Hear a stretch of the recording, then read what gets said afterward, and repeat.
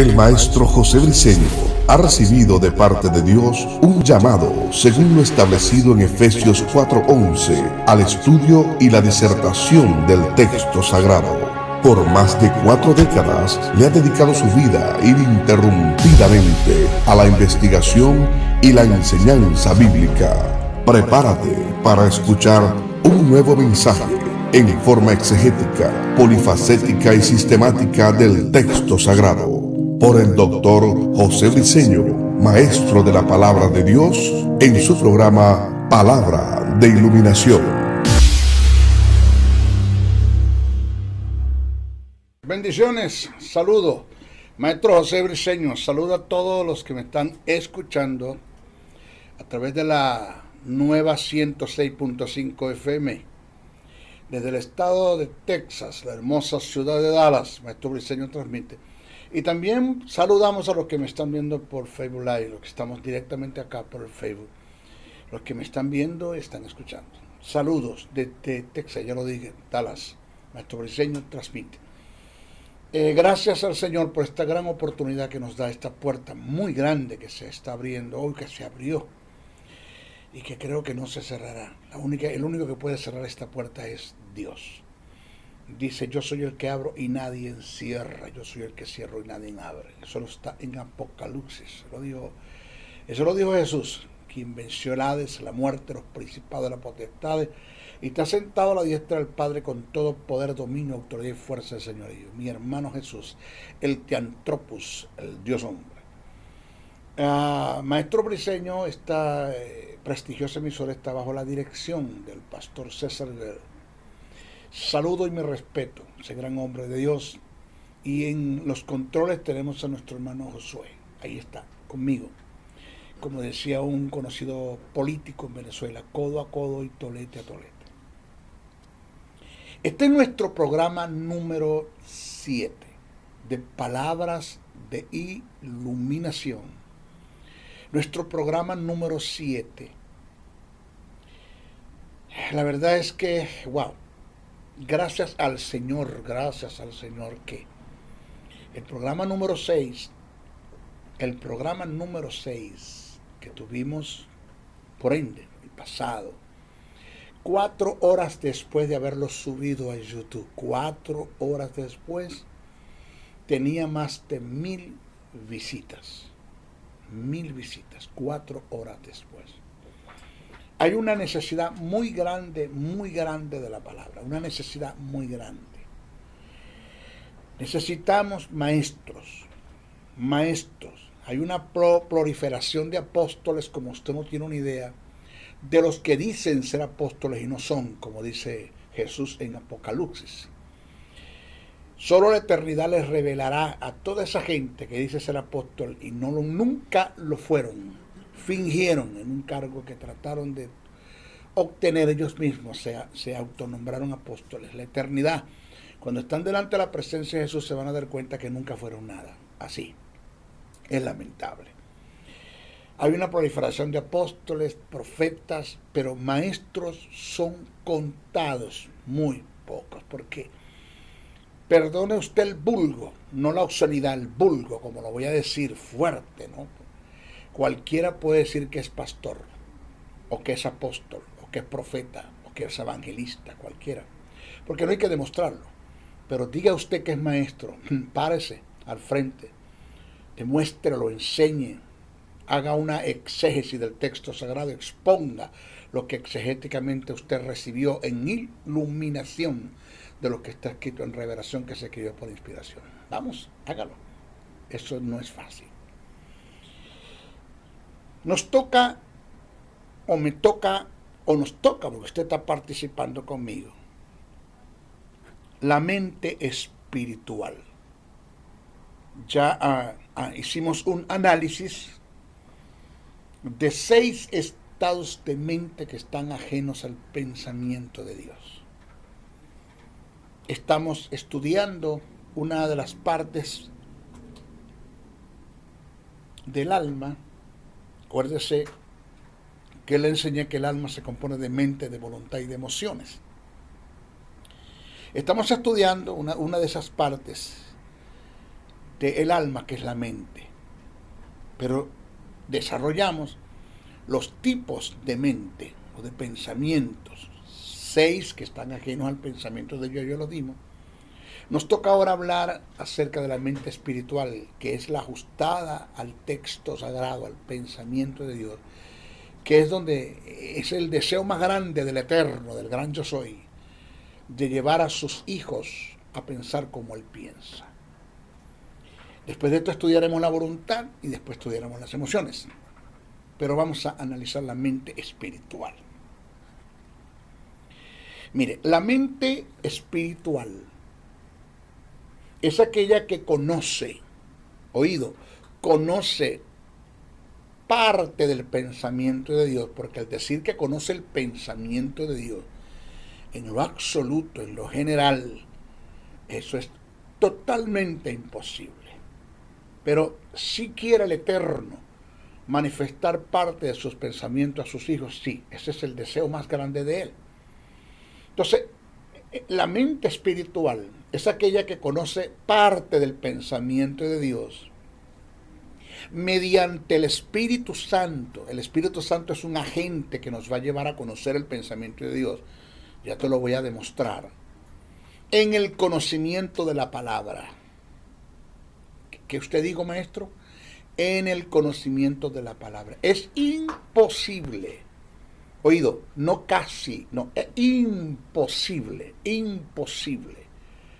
el que usted conozca el pensamiento de Dios plasmado en el texto sagrado, si no es a través del conocimiento, valga la redundancia, del texto sagrado. ¿Así? Orando, la oración tiene su lugar. La oración tiene un lugar en la vida del creyente. En la vida del Hijo de Dios, la oración tiene un lugar muy importante. En la vida del Hijo de Dios, la comunicación, el comunicarnos con Dios, el que podamos dialogar con Dios, eso tiene un lugar. Y más cuando se sabe hacer, tiene un lugar. Pero no es lo que te va a llevar a tener una mente espiritual. Es al contrario, el que tú conozcas el pensamiento de Dios plasmado en el texto sagrado, eso es lo que te va a llevar a ti ser eficaz. Es lo que te va a llevar a ti obtener resultados después de haber orado y conversado con Dios, porque tu oración o la oración que estás presentando es una oración en ciencia. Es decir, en el conocimiento de Dios. ¿Y cómo hacemos una oración en ciencia? La oración en ciencia es aquella que se hace de acuerdo al conocimiento de Dios. ¿Y cómo oramos de acuerdo al conocimiento de Dios? Conociendo el pensamiento de Dios. ¿Dónde está el pensamiento de Dios plasmado? En la palabra. Por eso es que la Biblia no es un libro de lectura. La Biblia es un libro de estudio. La Biblia se lee para estudiarla. Entonces, repito, la mente espiritual es aquella que conoce el pensamiento de Dios mediante el Espíritu Santo en el conocimiento de la palabra. Oiga, y después de conocerla, meditas y te ocupas en dicho pensamiento. Meditar y ocuparte, porque puedes conocer el pensamiento de Dios y no meditar en él. Puedes conocer el pensamiento de Dios a través de lo que el Espíritu Santo te dio a conocer por iluminación de lo que está escrito en revelación, de lo que se escribió por inspiración. Y lo puedes conocer, pero si no meditas en él, porque lo conociste y meditaste en un tiempo, después lo abandonaste, perdiste. Porque la mente espiritual es algo que se tiene que mantener.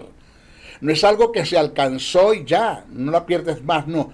Cualquier hombre que tenga una mente espiritual, cualquiera que tenga una mente espiritual puede llegar a tener una mente carnal. Como el que tenga una mente carnal puede llegar a tener una mente espiritual. Y ese es el trabajo de Dios. Entonces, no es conocer el pensamiento, sino meditar y ocuparnos de dicho pensamiento. Entonces, busca la primera carta a los Corintios, que escribe el apóstol Pablo a los Corintios, el capítulo 2, verso 1 al 16. Usted se va a conseguir un párrafo bíblico que apoya lo que le estoy exponiendo en este momento. Permiso. Ahora, escuche esto. El pensamiento espiritual o la mente espiritual está en total contraste con la mente carnal. Eso usted lo sabe, por ende. Eso está allí, el antónimo. El término ocuparse, me gusta mucho eso cuando lo leí, del apóstol Pablo en Romanos, el capítulo 8, verso 6. Pablo dice, porque el ocuparse de la carne es muerte, mas el ocuparse del espíritu es vida y paz. Presta atención ahora a lo que el maestro le va a enseñar. El término ocuparse que aparece en ese pasaje que le acabo de nombrar, ¿cuál maestro? Romanos capítulo 8, verso 6. Ese término ocuparse etimológicamente, la fuerza, el valor de ese término, tiene que ver con la intención. ¿Cómo? Tiene que ver con la intención más que con la obra, que con el hecho. Es decir, le explico, digiero. Voy a digerirle, a desmenuzarle. Cuando Pablo dijo el ocuparse de la carne o el ocuparse de el espíritu, lo que Pablo quiso decir es el ocuparse de, lo que quiso expresar fue la intención. El término ocuparse tiene que ver con la intención. Entonces Pablo lo que dijo fue, la intención de la carne es muerte y la intención del espíritu es vida y paz. Así es. Vamos a analizar eso de la intención en cuanto a la carne y la intención en cuanto al espíritu. Cómo se aplica esta verdad en el texto sagrado. En cuanto a la carne y su intención, de acuerdo con lo que está escrito en el pasaje antes mencionado, Romanos capítulo 8, verso 6, la intención nace como producto de una formación que has adquirido como resultado de una información que obtuviste del medio ambiente, ese ambiente que te rodea, bien sea en lo que vistes, oíste, leíste, eso te dio una información que te lleva a un tipo de pensamiento que te da un patrón de conducta. ¿Ah? O sea que Pablo, en la carta a los Efesios, en la carta que escribe a los Efesios, afirma, da por sentado, esto es una verdad absoluta que usted no la puede negar nunca. Da por sentado que la mente de los hombres ha quedado viciada, mejor decir, acostumbrada, término oído que tiene relación con la adicción. ¡Wow! ¿Con la qué? Con la adicción por los deseos engañosos que le ofrece el mundo. Por eso es que cuando una persona llega a conocer el plan de salvación, acepta a Jesús como el Salvador, Dios, el Dios Padre, imparte el gran yo soy, el Dios de la vida, el Dios de la justicia, el Shakenun, que es la palabra, el Dios de la justicia, el justo, imparte su justicia, imparte su vida, lo regenera y pasa a ser hijo de Dios. Por eso es que ese tipo de persona en el espíritu es nueva criatura. En el espíritu es nueva criatura. Las cosas viejas pasaron, todas son hechas nuevas. Esa es nueva criatura. Punto. Hay justicia, hay vida, está regenerado, es hijo de Dios. Pero el alma, perdónase usted el vulgo, no la obscenidad. El vulgo, no la obscenidad. El vulgo, el alma está encochinada. El alma de ese ser todavía está enviciada acostumbrada y está adicta a cierto tipo de pensamiento que lo va a llevar a cierto tipo de acción y de conducta, porque tiene un patrón de conducta todavía. Entonces, es el trabajo de Dios. Eso, óigame, para Dios nada es imposible. Para Dios nada es imposible. Por eso que cuando utilizo el término difícil, refiriéndome a Dios, lo digo es con la intención de que usted conozca lo serio de la enseñanza, de lo que estoy exponiendo. Pero para Dios nada es imposible. Pero lo más difícil, acéptese por la enseñanza para que usted vea la fuerza de la verdad. Lo más difícil para Dios es santificar el alma de todo ser que ha pasado a ser su hijo. Lo más difícil para Dios es eso. No es fácil para Dios sacarte de la mente carnal, la mente corrompida, la mente entenebrecida, la mente vana, la mente cauterizada, la mente reprobada y llevarte a la mente espiritual. No es nada fácil para Dios. Y esto primero, no se alcanza, esto no es un abrir y cerrar de ojos. Eso no se alcanza de la noche a la mañana. ¿Aló? Esto no es nada así, esto no es un chasquido de dedos. No es un cerrar y abrir un ojo, no es pestañear. No es soplar o frotar la lámpara maravillosa para que salga el genio a resolverte el problema. Dios no trabaja así. Dios no tiene problemas. En cuanto a Dios no tiene problema, el problema lo tenemos somos nosotros, que somos seres humanos y que necesita Dios tiempo para lograr el proceso de santidad completo, integral. No, oiga, cuando digo completo, integral, estoy hablando en forma integral, espiritual, mi cuerpo. No porque ya se alcanzó todo y tú no necesitas más nada. Porque mientras estemos acá en la tierra, en este cuerpo humano, siempre tendremos que aprender. Siempre.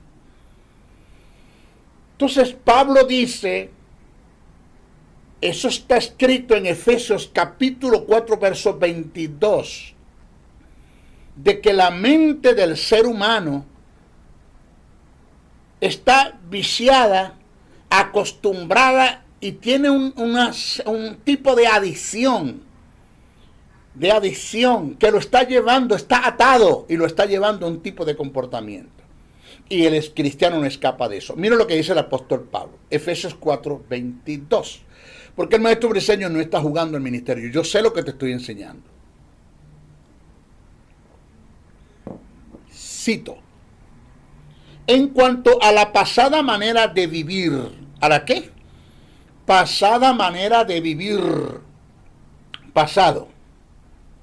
Despojados del viejo hombre. O sea, cuando se habla de despojarte del viejo hombre, te está hablando que saques de ti el lastre, la basura, todo lo que en el alma hay, tanto en la mente como en la voluntad, como en las emociones, sácalo, bótalo, estírpalo, desramifícalo, acaba con eso, produce un suicidio en el alma, mata, suicida todo eso. Tienes que acabar con todo eso.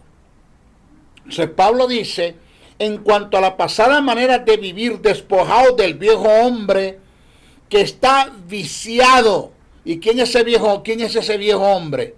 ¿Quién es ese viejo hombre, señores? Todo lo que está en tu alma, que todavía pertenece al pasado y que todavía está en ti, lo estás practicando. Entonces dice, en cuanto a la pasada manera de vivir, despojado del viejo hombre que está viciado, aquí está, acostumbrado, hay una adicción, conforme a los deseos engañosos. En cuanto al espíritu, hablamos en cuanto a la carne y su intención, vamos a hablar en cuanto al espíritu y su intención. En cuanto al espíritu renacido y su intención, de acuerdo con lo que está en el pasaje, es producto de la inspiración. Oído, es que yo quiero que usted esté claro, que esto no se le olvide. En cuanto a la carne, su intención, de acuerdo con lo que está en el pasaje, la intención nace como producto de una formación que has adquirido como resultado de una información que estuviste en el ambiente que te rodea. Eso es en cuanto a la carne. Pero en cuanto al espíritu, renacido, naciste de nuevo, ¿Cuándo es que va a haber una intención de acuerdo al pensamiento del Espíritu de Dios? De acuerdo al carácter del Espíritu Santo, de acuerdo al pensamiento de Dios, de acuerdo al pensamiento de Jesús. ¿Cuándo va a haber una intención de acuerdo con lo que está en el pasaje, según lo que Pablo escribe? La buena intención es producto, oído, de la inspiración, revelación e iluminación del texto sagrado, mediante la intervención del Espíritu Santo. Ay, oído, tener la mente del Espíritu trae como resultado lo que se conoce en el griego como phronesis. Se escribe P-H-R-O-N-E-S-I-S,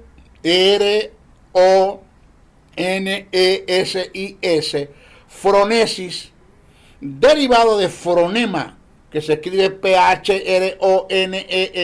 derivado de fronema. ¿Qué es phronesis o fronema?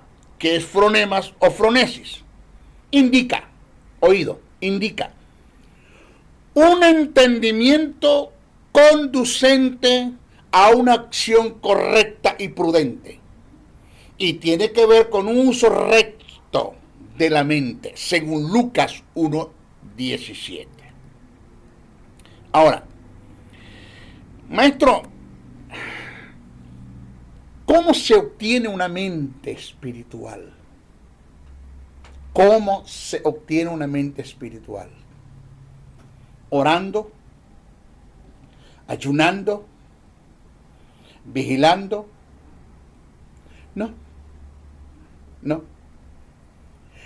A nosotros nos enseñaron, pero nos dieron una muy mala enseñanza, pero malísima, descontextualizada, distorsionada, desfasada del texto sagrado. No fue lo que el profeta quiso decir cuando expresó que cuando nosotros ayunamos, el tipo de ayuno que Dios presenta y que se presenta en el pasaje, quebrantamos ligadura de impiedad. Esas ligaduras de impiedad, maestro, son el pecado, usted sabe. Hay que meterse en ayuno como para flagelar el cuerpo, algo así, ¿no? Para quebrantar las ligaduras de impiedad. Resulta que cuando usted analiza bien el texto sagrado, que lo voy a analizar, no se lo pierda, le voy a hacer una exégesis y una exposición precisa y concisa y clara de lo que Isaías viene tratando. Que Isaías no viene tratando nada de que el quebrantar ligaduras de impiedad, que la impiedad no tiene nada que ver con el pecado, que tiene ligado al ser humano, y que cuando nosotros ayunamos quebrantamos esas ligaduras y somos libres del pecado. Eso es lo que está hablando Isaías. Isaías no viene hablando nada de eso. De modo que si usted es la persona que cree que va a ser espiritual, orando, ayunando y vigilando, oído que estos tres factores tienen su lugar y sus valores en la iglesia. Yo no estoy negando eso. Esto tiene su lugar y sus valores en la iglesia. El orar, el ayunar y el vigilar, pero siempre y cuando se haga en el principio del reino eterno, en el principio de lo que está, cómo está establecido en la palabra, el cómo lo debo hacer, cuándo lo debo hacer, dónde lo debo hacer, con quién lo debo hacer. O sea, yo no niego el valor de la oración, el valor del ayuno y el de la vigilia. Yo no niego nada de eso, el valor de la adoración. Yo no niego nada de eso. Eso es parte de nuestra vida devocional, señores. Pero no es por allí donde debemos conducirnos para llegar a tener una mente espiritual. No es el camino, no son los elementos. Es lo que quiero que usted entienda. Al contrario, cuando usted obtiene una mente espiritual, que ya se lo voy a decir cómo usted la va a obtener, eso te va a llevar a ser eficaz en la oración, eficaz en el ayuno y eficaz en la vigilia y eficaz en la adoración. Te va a llegar a tener fuerzas, valor, entendimiento para que hagas estas cosas en el conocimiento del Rey, del Dios eterno. Y pueda ser aprobada tu oración, tu ayuno, tu vigilia y tu adoración puedan ser aprobadas por Dios. Y mediante el Espíritu puede haber una manifestación y una presencia. Y puedas haber resultados y pueda Dios solventar cualquier situación por la cual estás pasando. Si es una enfermedad, se sana. Si es un desajuste financiero, se cubre. A, B, cuando hace las cosas en orden. De modo que el maestro Briceño, vuelvo a repetir, porque yo digo acá que Juan vende patilla, y después van a decir que el maestro Briceño dijo que Juan fue a Barranquilla. Yo no dije eso.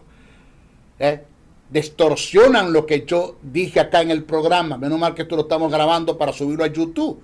Que tenga su duda, vaya a ver qué dijo el maestro Briceño, estudie. Entonces, no estoy en contra de orar, ayunar y vigilar y adorar, porque eso es parte de nuestra vida devocional, pero no son los medios o el canal que el Espíritu Santo va a usar para llevarte a tener una mente espiritual. Es lo que yo quiero que tú entiendas. Ubícate. Lo que quiero es que te ubiques y que tome los elementos, que verdaderamente entiendas cuáles son los elementos o el elemento que el Espíritu Santo utiliza para llevarte a una mente espiritual, y puedas tener conocimiento de la verdad y dices, wow, estás caminando en un piso de verdad, en un piso de verdad, de acero, de verdad que no se desplomará nunca, y no estás caminando en un piso de vidrio con zapatos de plomo que algún día vas a dar un paso en el engaño, lo vas a partir y tú no sabes dónde vas a caer. Presta atención. ¿Cómo se tiene una mente espiritual? La única forma de obtener una mente espiritual, no espiritualista, oído, no espiritualista, no estamos hablando de una mente espiritualista que te vas a los extremos, no, estamos hablando de una mente espiritual madura, equilibrada, ecuánime, una mente que camine en el pensamiento de Dios. Esa mente del tipo de persona que antes de hacer algo se sienta a ver qué hubiese hecho Jesús en su lugar, y al tener la respuesta actúa tal como Jesús hubiese actuado. La única forma de obtener una mente espiritual es igual decir conocer el pensamiento de Dios. Oído es meditando en los asuntos del Espíritu. Ahí.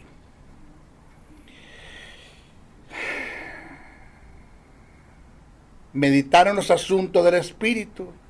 Oído indica meditar en su palabra, en el texto sagrado, en lo que llamamos Biblia. La cosa como que se nos está poniendo un poquito más seria, maestro. Porque para meditar en el texto sagrado y meditar en lo que está escrito en la palabra, en la Biblia, se necesita no solo leer, sino estudiar. Y para estudiar y no solo leer, se necesita que haya tiempo, disposición, querer, deseo íntimo, responsabilidad, busca, seriedad, intimidad, santidad, consagración, y para ustedes contar. Es decir, la única forma que pueda tener la mente espiritual es cuando medito, cuando usted medita en una, oiga, iluminación. ¿Qué?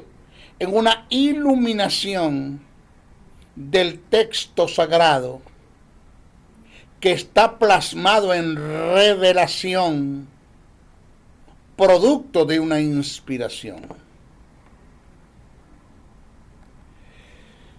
No se le olvide esta verdad. Inspiración es una cosa, revelación es otra, e iluminación es otra. Inspiración, dos tipos. No lo voy a explicar ahora porque no es en sí. Eso lo voy a enseñar cuando dé el taller de hermenéutica, que lo vamos a dar.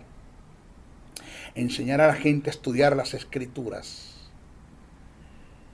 Inspiración, hay dos tipos de inspiración. Una la presenta Pablo a Timoteo y la otra la presenta Pedro en su carta cuando escribe. Pero la inspiración es lo que permite, lo que nos ha traído y nos ha colocado en nuestras manos el pensamiento de Dios, el pensamiento de las tinieblas y el pensamiento de los hombres, porque hay tres tipos de pensamiento plasmados en el texto sagrado por inspiración. Eso que está en el texto sagrado, en la Biblia, se escribió por inspiración y ya está escrito, oído en revelación. Apocalipsis del griego, en revelación. O sea que cuando usted le dice a la iglesia, hermano, necesitamos la palabra revelada. No, eso es falso. Porque la palabra ya está revelada. El texto sagrado, todo lo que está escrito, eso es revelación. ¿Qué necesita la iglesia? La iluminación, que es el término fotizo del griego. Revelación es apocalipsis. Inspiración es teuneutifenómeno. Dos términos, teuneutifenómenos. Revelación es apocalipsis, que está en contraste del soncalucto. Soncalucto es cubrir. Descubrir es revelar. Revelación, apocalipsis. Y nos falta es la iluminación, que es el término fotizo del griego, que es cuando se me da el significado de la revelación. Te voy a explicar así, para que lo entendáis. Usted tuvo un sueño y se levantó usted en la mañana y usted sabe que el sueño es de Dios, porque los sueños de Dios se conocen, los de las tinieblas se conocen y los que nacen de nuestro propio pensamiento, deseo, se conocen, pero usted sabe que el sueño es de Dios. Usted soñó, usted sabe que Dios le quiere decir algo, pero usted no entiende lo que le quiere decir. ¿Qué tenemos acá? Usted está al frente de una revelación, pero necesita la iluminación, que se le dé el significado de esa revelación. Eso pasaba en el Antiguo Testamento, y los hombres iban a los videntes, que llamaban profetas, así se llamaban videntes, profetas, y ellos recibían el significado de esa revelación en sueño. A quien fue el que se le dio la revelación en sueño fue a Nabucodonosor. A quien se le dio la iluminación, a Daniel. A quien se le dio la revelación en sueño, al faraón. A quien se le dio la iluminación, a José en la cárcel. Entonces, la Biblia toda está plasmada en revelación. Toda está plasmada en revelación, se plasmó por inspiración. ¿Qué necesita la iglesia? Y una iluminación. Entonces, cuando yo tengo la iluminación de lo que está escrito en el texto cerrado en revelación, es decir, el significado de eso que está escrito, producto de haber estudiado las escrituras, no leído, de haber estudiado las escrituras, de conocer cómo estudio, porque ese es otro problema, que tenemos un alto nivel de analfabetismo de nuestras congregaciones, incluyendo nuestros ministerios. No son todos, pero los hay, de gentes que son analfabetas, y no digo porque no saben leer, sino porque no saben estudiar las escrituras. Desconocen los principios, códigos y reglas de interpretación que nos presenta la hermenéutica para estudiar las escrituras, y por eso no la estudian, sino que la leen. Entonces, cuando leo las escrituras y la estudio y el Espíritu Santo me da una iluminación de lo que está escrito en revelación, que se escribió por inspiración, y medito en esa iluminación, es cuando voy a obtener una mente espiritual. Y el término meditar indica hacer un estudio preciso y conciso, detallado de los pensamientos. Eso es meditar. ¿Qué es meditar? Hacer un estudio preciso y conciso y detallado de los pensamientos. ¡Ping! Se me prende el bombillo, maestro. Wow, ya entendí. Hay una verdad allí. Hay una verdad. Por esta causa, el gran yo soy, el Ayad, el Dios eterno, el invisible, le dijo a Josué una verdad, pero mata demonio. Pero mata demonio. Cuando lo leí, yo dije, wow, pude entender la importancia de meditar en el texto sagrado, no en la pornografía. No pasar el tiempo detrás de una computadora o computador viendo pornografía, basura. Nada de lo que tenga que sea ajeno al pensamiento de Dios, no nada de eso. Sino mire esto que le dijo el gran yo soy, el eterno, el Elión, el Elohim, el Adón, el Adonai, el Shakenum, el Rofá, a Josué. Nunca. Nunca. ¿Y nunca es qué? Nunca es nunca. Nunca es nunca. Se apartará de tu boca confesar este libro de la ley, sino que de día y de noche meditarás en él. ¿Cómo? De día y de noche meditarás en él. Tú vas a confesar en tu boca. Es cuando yo creo en el poder de la confesión. No en el positivismo, acuerdo mental, cibernética, yoga, ciencias cristianas, esa basura que te metió dentro de la iglesia, no. Estoy hablando de confesar lo que ya Dios decretó en fe. Y nunca negando las circunstancias. La confesión no niega las circunstancias. La confesión en fe cambia las circunstancias, que es otra cosa. O sea, yo no puedo, no debo. No es que no puedo, porque de que puedo, yo lo digo. Pero no debo de caer en el terreno de que si a mí me dicen en un supuesto negado que tengo una enfermedad terminal, sea la que sea, usted no debe negar esa verdad por fe. Es decir, el médico, la ciencia dice que tengo tal enfermedad, pero yo rechazo esa verdad. Yo la rechazo, yo niego, eso es mentira. No, eso no es mentira, eso es una verdad. Pero hay una verdad absoluta que está sobre esa verdad, que produce cambios en esa verdad. ¿Cuál es? Que por las heridas de Cristo yo fui sanado.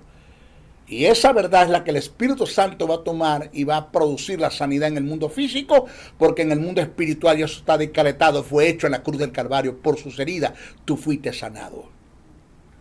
Entonces tú vas a confesar con tu boca lo que meditas en la palabra, de lo que está escrito en el texto sagrado. Día y noche, nunca te apartarás de ella. Entonces, ahí el resultado. Entonces harás prosperar tu alma. Es lo que estamos hablando. Cambia tu forma de pensar. Sales del pensamiento carnal, corrompido, entenebrecido, vano, y entras en el pensamiento espiritual. Y tienes resultado. Entonces harás prosperar tu alma y todo lo que hagas te saldrá bien. Josué 1:8. ¡Ping! Se me prende el bombillo, maestro. Ya entendí otro pasaje. Ya, no, qué fuerza tiene la palabra, maestro. Es por esta causa que el rey David dejó plasmado en el Salmo verso 1, Salmo 1, debo decir, Salmo 1 del verso 1 al 2. David dejó plasmado bien claro, y está esa verdad allí, que el varón que medita en la palabra del Eterno es bienaventurado. Es bienaventurado, próspero. Será un hombre y una mujer de éxito, donde no importa las circunstancias, lo negativo, los flagelos, las vicisitudes, las tentaciones, las pruebas, las enfermedades, los desajustes financieros, venga lo que venga, nosotros vamos a pasar al otro lado. ¿Por qué?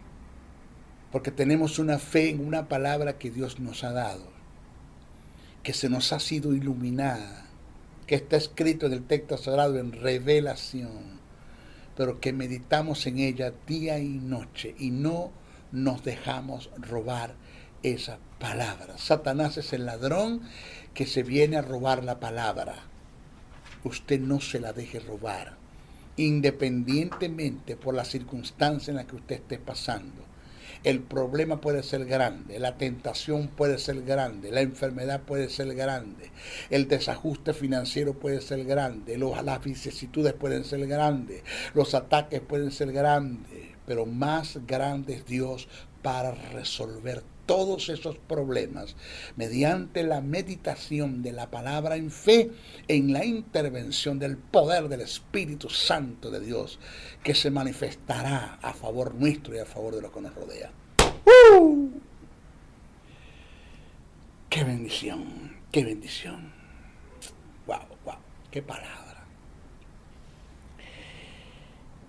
¿Me ha sido fácil en 44 años vivir el Evangelio? No, a mí no me ha sido fácil. El Evangelio que yo estoy viviendo, caminando, enseñando, exponiendo, predicando, no es un Evangelio de ofertas. Van a haber problemas. Yo no soy el profeta del desastre, pero Jesús dijo, en el mundo tendréis aflicción, pero confiad, yo he vencido al mundo. Así.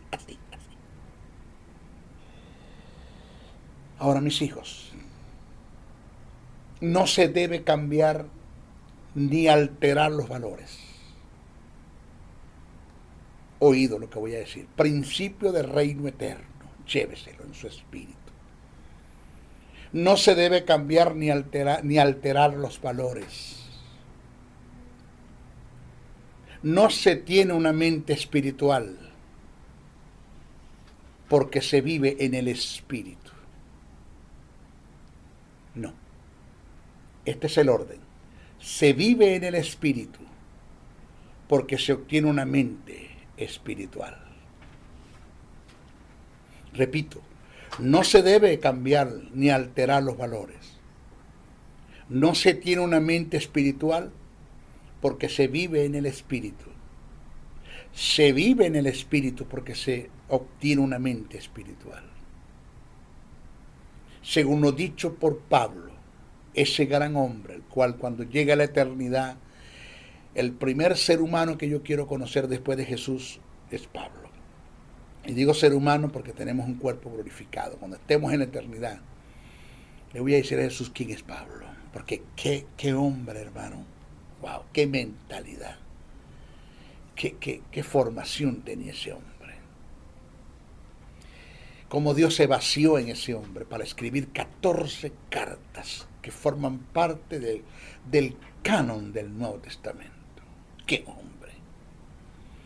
Según lo dicho por Pablo en Efesios, de acuerdo con el estado de mente que obtengamos, tendremos unos comportamientos y unas aptitudes. Esto no se lo inventó el maestro. Mira el principio del reino que está acá. Efesios, capítulo 2, verso 3. Vaya conmigo.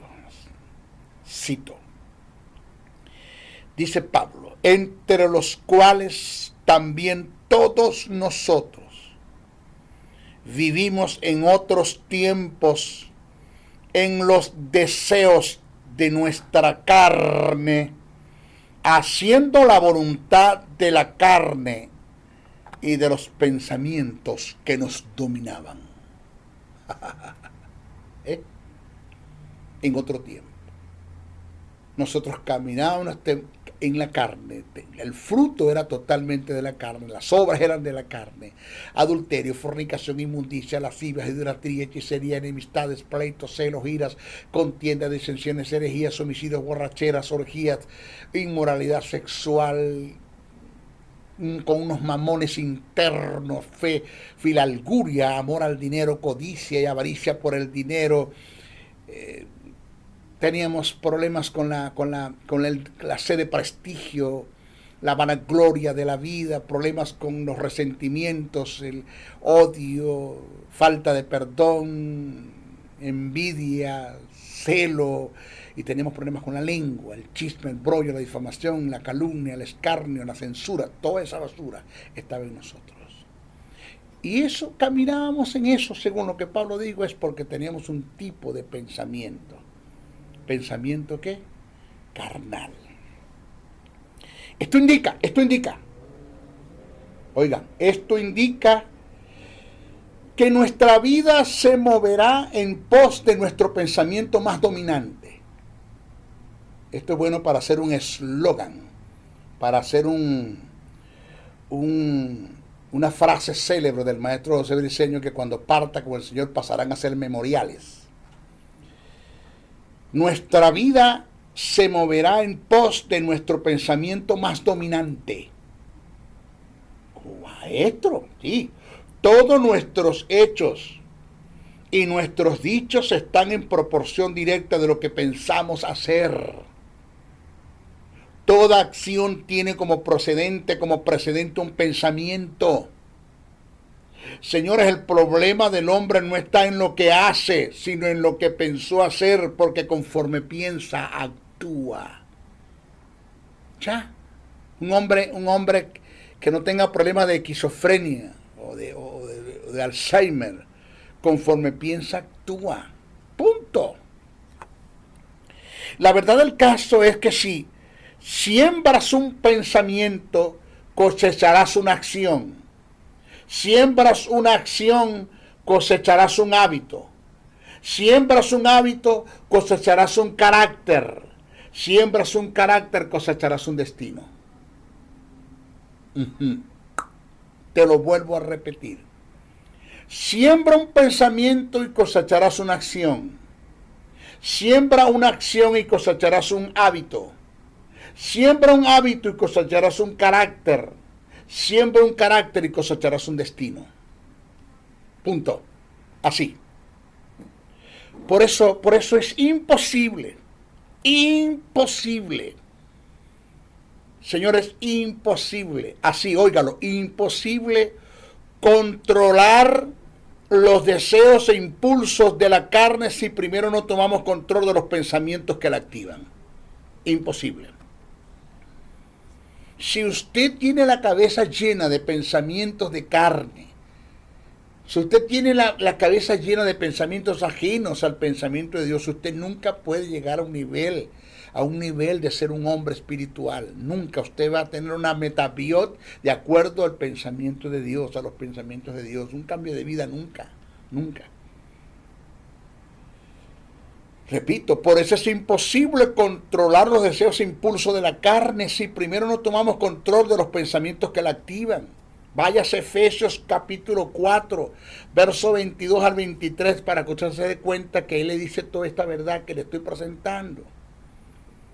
Señores, según lo dicho por Pablo a los Corintios, Pablo se lo escribe a los Corintios, nunca, pero nunca progresaremos en la vida espiritual a menos que nuestros pensamientos se pongan en armonía con Dios y con su palabra. Nunca. Y te lo voy a leer, el pasaje que te presenté, segunda carta a Corintios, el capítulo 10, verso 4 al 6. Dice así, cito: porque las armas de nuestras milicias no son carnales, sino poderosas en Dios para la destrucción de fortalezas, derribando argumentos y toda altivez que se levanten contra el conocimiento de Dios, y llevando cautivo todo pensamiento a la obediencia de Cristo, y estando pronto para castigar toda desobediencia cuando vuestra obediencia sea perfecta. ¿Cuándo vas a castigar toda desobediencia? Cuando tu obediencia sea perfecta. ¿Y cuándo va a ser tu obediencia perfecta? Cuando tú derrumbes todo argumento y todo pensamiento que se levante en contra del pensamiento de Dios. Es lo que dice el texto. Fíjese, para extraer luz y captar la verdad iluminada que hay en este pasaje, el que acabo de leer, lo primero que hay que desglosar es el término fortaleza y el término argumento, dos términos que aparecen allí, que son el núcleo, la fuerza de lo que Pablo quiere expresando allí. Esto aparece en el versículo 4. Vamos a analizarlo para que usted se dé cuenta. El término fortaleza del griego es oshuroma, y tiene que ver con una fortificación que es producto de una serie de pensamientos y razonamientos en la que reposa la confianza meramente humana. En esto está su deleite y de ellos depende sus decisiones y acciones. Pero el término fortaleza es una muralla en la mente que no le da cabida a los pensamientos de Dios. El término argumento, término del griego logismo, que indica unos pensamientos o razonamientos cargados de mala intención. Entonces debemos tomar en cuenta que lo que levanta la fortaleza y a su vez la sostiene son los argumentos. Óigame, lo que levanta la fortaleza y a su vez la sostiene son los argumentos.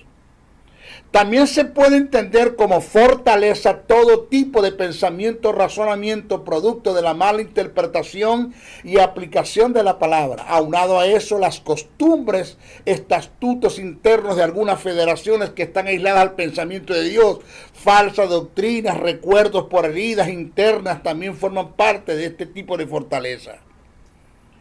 El dogmatismo es una de las fortalezas más prevalecientes en el seno de la iglesia. Entiéndase por dogma la firme convicción de una creencia que gobierna gran parte del pensamiento. Desde el punto de vista negativo, el dogma es una firme convicción ajena a la verdad de Dios. El término dogma es utilizado en Hechos, el capítulo 16, verso 4, para referirse a las ordenanzas o doctrinas que los apóstoles habían acordado con los ancianos. Pero con el transcurrir del tiempo, este término perdió su valor y su sentido etimológico. También se entiende por dogma aquello que es dominante, que se denomina una eisegesis. ¿Sabes qué es una eisegesis?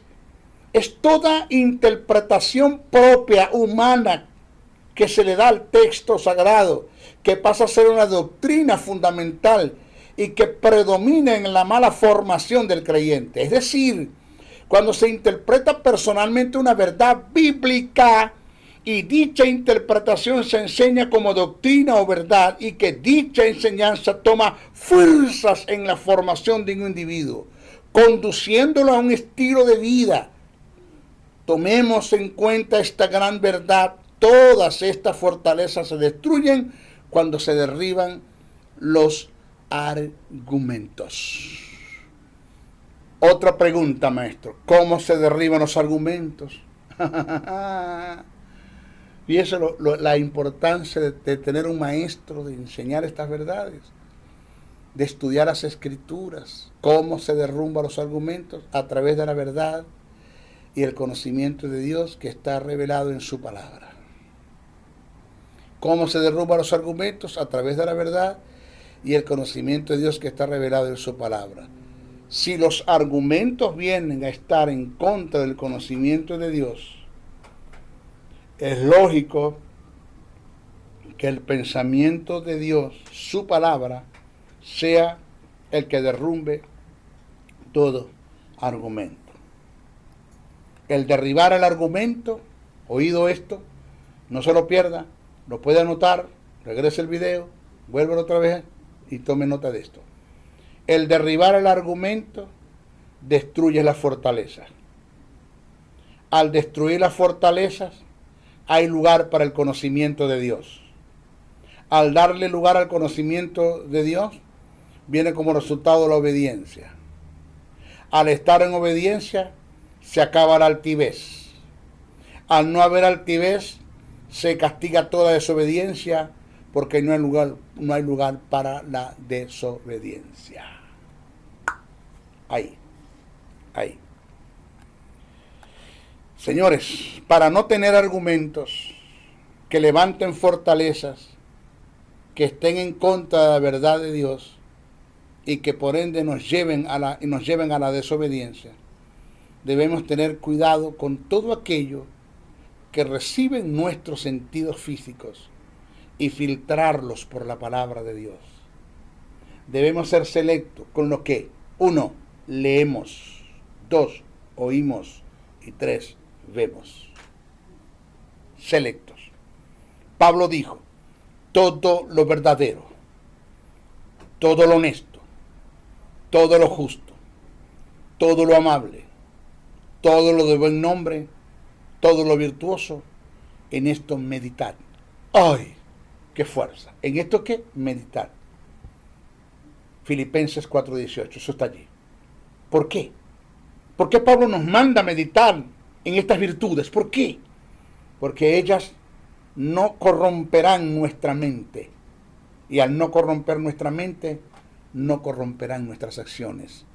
El no corromper nuestra mente nos mantendrá en una mente espiritual. Pablo dijo, las malas conversaciones corrompen las buenas costumbres. Eso está en 1 Corintios 15:33. ¿Por qué corrompen las buenas costumbres, las malas conversaciones?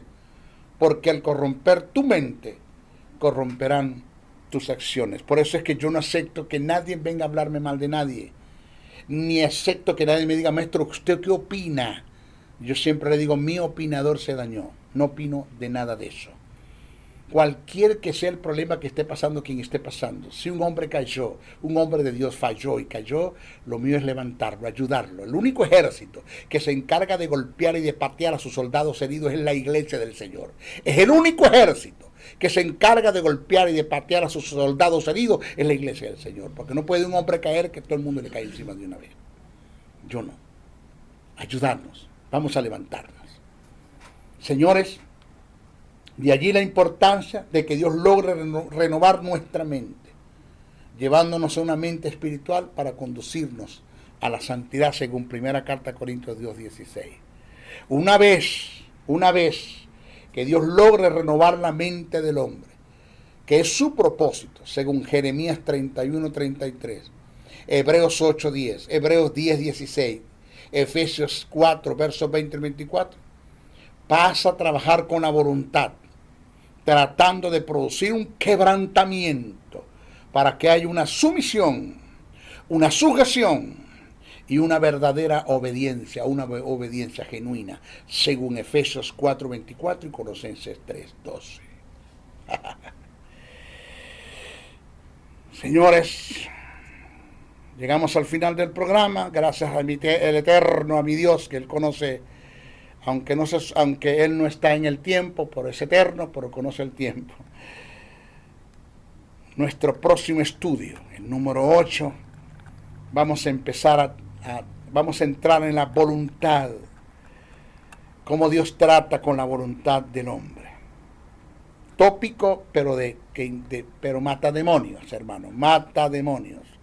Unas grandes verdades que se hablan de la voluntad. Cuando empecemos a hablar del quebrantamiento, yo no, ese tópico cada vez que lo trato, hermano, me compunjo en el espíritu y no dejo de llorar, porque sé la necesidad que se tiene de que tengamos gentes quebrantadas, sumisas, sujetas, humildes, obedientes ante la presencia de Dios, que entendamos que nada podemos hacer sin Él. Jesús dijo, sin mí nada puedes hacer. Que entendamos la dependencia total que tenemos de Él, porque sin Él nosotros nada podemos hacer. Maestro Briceño, hasta nuestra próxima oportunidad. No dejen de orar por mí. Yo creo mucho en la oración del justo. Puede mucho. La oración del justo puede mucho. Creo bastante en esa oración.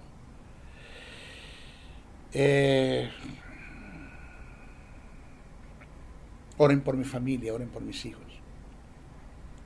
Pídanle a Dios ángeles que intervengan a mi vida si es necesario. Y lo otro, compartan este mensaje, no se queden con él. Va a estar subido en YouTube. Búsquense nuevos suscriptores para que formen parte de este programa. Se despide el maestro José Briceño.